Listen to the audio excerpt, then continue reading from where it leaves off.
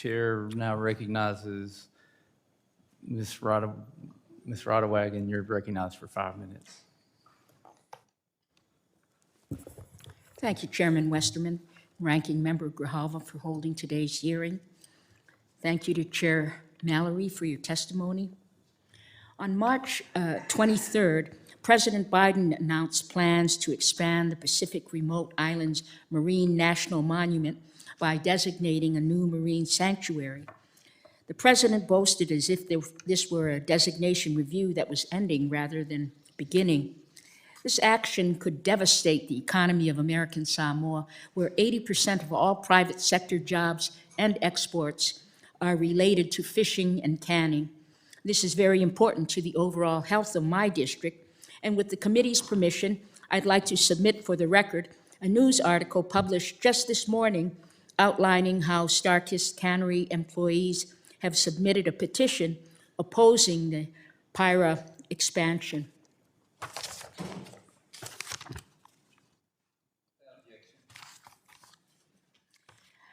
The NOAA comment period for this expansion just closed, and I wanted to share some of the key comments that I'd like to align myself with. President Obama's former Assistant Secretary of Insular Affairs, Esther Kia'aina, commented at the NOAA outreach session in Hawaii that you attended in May, that, quote, some federal agencies have shown more concern about the protection of natural resources and ocean resources than the actual welfare and quality of life for the indigenous people who live in these areas. Kitty Simons, Executive Director of the Western Pacific Regional Fishery Management Council, stated that day that, quote, we support the process, but we want to make sure they include fishing in their goals and objectives.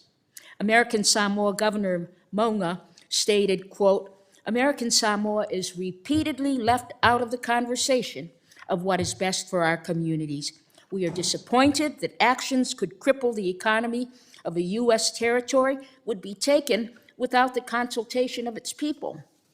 The governors of all three Pacific territories of Guam, CNMI, and American Samoa jointly wrote to the president, quote, we are alarmed and concerned over the prospect of expanding potential fishery enclosures through designating a marine sanctuary.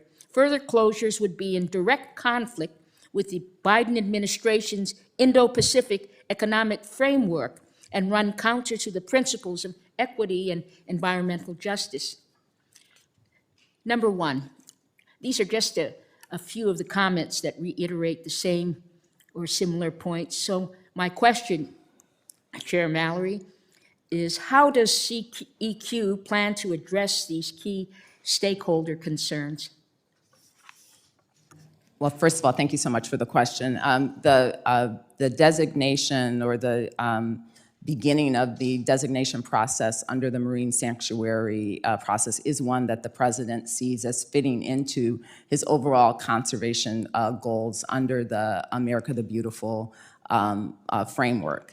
That goal and that framework sets as an overall goal of preserving and protecting 30% of the lands and waters by 2030. And this particular designation, if it were to conclude, would be a significant contribution to that overall goal. I think the process, as you laid out, is underway. NOAA has received the comments that have come in, and NOAA's responsibility as part of the sanctuary process is to resolve those issues and to address those issues. So how exactly they will do that, I can't speak to, but the process is robust, and I think that we'll continue to take in comments from people like those that you suggested and others. My time is short, and I have a couple more questions which I will submit. But very quickly, with how important fishing access is to our local communities and the need to push back against reliance on foreign goods, is CEQ going to ensure a domestic tuna source? And does the Biden administration support Buy American for Tuna in the school lunch program and our military rations to ensure a safe American supply of tuna for our children and servicemen? Thank you so much for that question. That is an issue that I think it sounds like NOAA is leading on, and I would defer to them on that. Thank you, Mr. Chairman. I yield back.